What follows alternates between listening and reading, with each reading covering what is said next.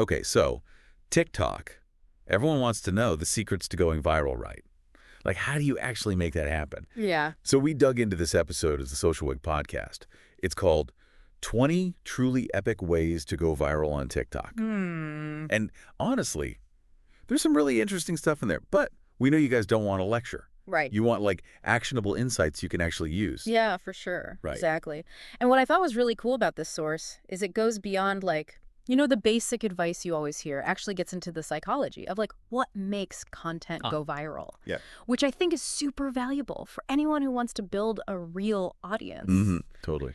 Because it's not just about, using the right hashtags. It's about understanding why those hashtags actually work. Exactly. And one of the first things they talk about is finding your niche. And they make this really interesting point. Like, your niche should be something that you're genuinely excited about. Yeah, it's got to be about passion, right? Because that energy, like, it really comes through on the screen. If you're bored with your own content, your viewers are going to be bored too. Definitely, yeah. They even had this example in the SocialWick podcast of this wood carver who, like, found this huge audience on TikTok. Rightly. Yeah. And they were saying it was all because his passion was so obvious, Right. People were just drawn to it. Okay, so passion project. Got it. Yeah. But then what about, like, the people who are actually watching this stuff? The source talks about understanding your audience. But how do you even figure that out? That's where it gets a little more strategic. They recommend, like, paying attention to what kind of content performs well. Like, if you're Look at the comments, see who's engaging, see what's resonating with them. You can even use, like, TikTok's analytics to get a clearer picture of, like, who your audience actually is. Oh, interesting. So it's almost like a detective game? Yeah. Where you're gathering clues to figure out, like, okay, who's my ideal viewer? Yeah. But then what do you do? Right. Do you just, like, make content specifically for that one person? Not necessarily, no. It's more about understanding their interests and their habits. Like, what time of day are they most active on TikTok? What kind of humor do they respond to? Yeah. And once you have a better sense of that, then you can start to tailor your content. Okay, so I'm finding my niche. I'm getting to know my audience. But how do I actually, like, grab their attention? SocialWick talks a lot about trends and hooks. Yeah. But everyone's always saying, like, use trending sound, which sometimes just feels inauthentic to me. Yeah. I think what's interesting about their take on trends is they really emphasize finding a balance. Yeah, using trending sounds or hashtags, it can definitely boost your visibility. But it's about being more strategic about it. Like, how can you use a trending sound in a way that's unique to your style or your brand? They had this great example. Imagine you're a chef. Right. And there's this trending sound that's like this fast-paced, super energetic song. So instead of just, like, dancing to it, you could use that sound to create, like, a fast-paced, really engaging cooking video. Oh, that's cool. I like that, yeah. It's not just, jumping on the bandwagon. It's about making it your own. Exactly. Okay, so speaking of grabbing attention, they had a lot to say about those first few seconds of your videos. A make or break, right? Totally. The hosts actually called it the scroll stopping zone. You literally have seconds to convince people to keep watching. Wow. Which brings us to the hook. So what makes a good hook? Is it like, those clickbaity titles you see on YouTube? They actually cautioned against that, yeah. Yeah. They were saying a strong hook on TikTok is more about immediately engaging the viewer. So it could be, like, a surprising visual, a funny one-liner, or even just a question that makes people curious. Think of it like the opening line of a movie trailer. Oh, yeah. It needs to grab your attention and make you want to see what happens next. So strong hook, check. But then what about the overall look of the video? Everyone's always talking about good lighting.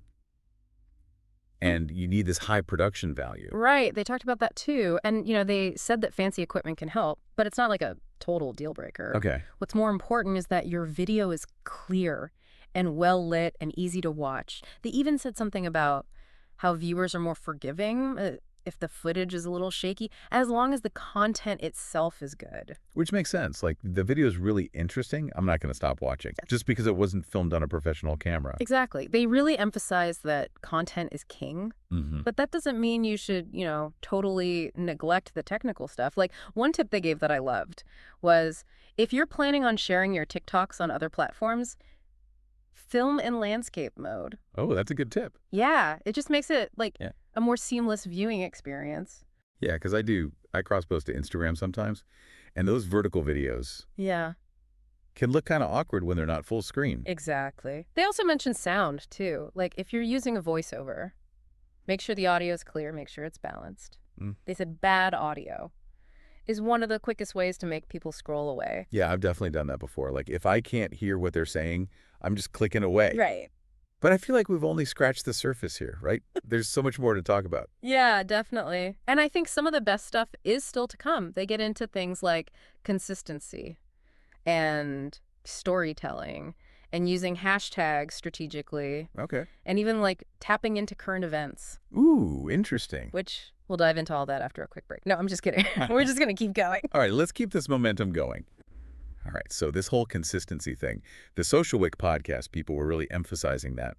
But I feel like I'm already posting so much. How much is enough? They actually addressed that, yeah. They're saying, like, how often you post. It depends on a few things, like your niche, your audience, and just, like, what you can handle. They actually had this analogy about working out. They were like, you wouldn't expect to see results from the gym if you only went, like, once a month. Yeah. And it's the same with TikTok. You can't expect to build a following if you're only posting every once in a while. So it's more about finding a rhythm you can maintain Yeah. than just posting a ton of stuff all at once. Right. But honestly, sometimes these short TikToks, they can feel kind of, I don't know, shallow. Mm-hmm. Is there a way to actually tell a deeper story? Yeah. Such a short amount of time. Yeah, I'm glad you brought that up because the SocialWick podcast had a really interesting perspective on that. They were saying that even like a 15-second TikTok can still have a beginning, a middle, and an end. Really? Yeah. Like they actually broke down this example from this travel TikToker who used like all these quick cuts to show the journey from packing her bags to arriving at this like stunning destination all in just a few seconds. That's pretty cool. Right. She created this like mini narrative that was both like visually interesting and kind of like emotionally engaging. It's like those old silent films where they had to convey everything without any dialogue. Exactly. It's all about using like visuals and sound and pacing to tell a story that like captures people's attention. Right. They even suggested thinking of each TikTok as like a scene in a larger movie. Oh, I like that. So it's not just a bunch of random videos. It's more like a cohesive thing. Yeah, exactly. And speaking of connecting things together, they talked about using hashtags in a strategic way. Okay. They were really into mixing general hashtags with ones that are more specific to your niche. That makes sense. You want to reach a broad audience, but you also want people who are actually interested in that specific thing Right. to find you. But what about those TikTok challenges? Sometimes those just feel like a popularity contest. You know, it's interesting because SocialWick actually encouraged people to do challenges, but with a twist. They were saying challenges are a good opportunity to, you know, be creative and connect with other people. But instead of just copying everyone else, try to find a way to put your own spin on it. So it's less about going viral with the challenge itself and more about using it to, like, jumpstart your own content. Yeah, exactly. But isn't all this solo work getting a little lonely? Is there a way to, like, team up with other creators? Totally. They talked a lot about collaboration. Okay. And they were saying, like, working with other TikTokers, it's a win-win for everyone. How so? You can cross-promote each other's content, you know, reach new audiences, and even just learn from each other. Oh, yeah. It's like that saying, 2 heads are better than 1. Right. You can bounce ideas off each other, get feedback, and just make something cooler together. Exactly. They even suggested reaching out to creators who have, like, a similar audience to you, but maybe a different style or a different niche. Oh, that's interesting. Yeah, so you're introducing yourself to a whole new group of people who might already be interested in the kind of stuff you make. That's a good tip. Yeah. But what about after you've posted your video? Is it just like set it and forget it? No, not at all. They had a whole section on engagement, and they were really big on interacting with your followers. Okay. Like responding to comments, asking questions, even using those comments as inspiration for future videos. I can see how that would make people feel more connected, like you're building a community. Yeah. But I do get a little overwhelmed by all the different types of videos on TikTok. Yeah. Do they have any advice about which formats work best? They do. They actually encourage people to experiment. Oh, okay. They mentioned like tutorials, behind the scenes stuff, duets, and even those like quick, relatable day in the life videos. Okay, so there's some structure there. That's good. But I'm also a little wary of, getting too caught up in trends and losing my own voice. Yeah. One thing I really like about this podcast is they kept coming back to authenticity. Okay. They were like, yes, be aware of trends, use them strategically. But the most important thing is to stay true to yourself. Let your personality shine through. Because at the end of the day, Yeah. people connect with people, Mm, not algorithms. exactly. And speaking of algorithms, they had some interesting insights into that too, like how to actually work with the algorithm. Let's get into that. All right, so we talked about finding our niche and like telling good stories Mm. and even the importance of, good lighting and sound.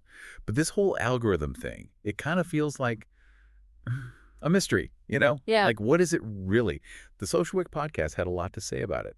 Can you kind of break it down for us? Yeah, for sure. I think what was cool about how they talked about it is they didn't treat it like this like code you have to crack. Right. It was more like the algorithm is kind of like a dance partner. So Interesting. we can't totally control it, but if we understand how it works, we can create content that it's more likely to see. Okay, so how do we become the algorithm's favorite dance partner? One of the things they talked about was watch time. Like, the longer people watch your videos, the more the algorithm thinks they're valuable, and then it shows them to more people. So it's not just about getting people to click, it's about keeping them engaged Exactly. and make them watch the whole thing. Yeah. And they actually had some, like, really clever tips for that. That's cool. One that I thought was interesting was building suspense or curiosity. Oh. Like, you could start your video with a question or, like, a challenge, and then encourage people to watch till the end to see the answer or the results. Oh, smart. Right. It's kind of like those cliffhangers on TV shows Lovely. that make you want to watch the next episode. Yeah, exactly. And they also talked about the video completion rate. Like, our algorithm apparently likes it when people watch the whole video. So keeping your videos short and to the point is super important. Makes sense. I don't want to watch some 5-minute rambling video when I could be scrolling to the next thing. But let's be real. Going viral, yeah, it's exciting. But is it really all that matters on TikTok? That's actually one of the most important things they said. They were like, yeah, going viral is cool, but it's more important to focus on building a community. Oh, okay. A community that's like engaged and wants to stick around. So it's more about the long game, not just the quick win. Exactly. They were really emphasizing like posting consistently and really engaging with your followers and like always learning and growing as a creator. Yeah. It's about like making content that you're proud of, connecting with people who get you, and just enjoying the process. I like that a lot because, yeah, TikTok is supposed to be fun. Right. It shouldn't feel like a chore. Totally. And that's something they talked about the whole time. Like, embrace your creativity. Don't be afraid to experiment. And most importantly, just have fun. Okay, so we've covered a ton of stuff from the SocialWick podcast, from finding your niche to telling compelling stories to understanding the algorithm. As we wrap up this deep dive, what's the one thing you want our listeners to take away? I think the biggest thing is this. Yeah, going viral can be a great goal, but it's honestly more rewarding to focus on building a real connection with your audience.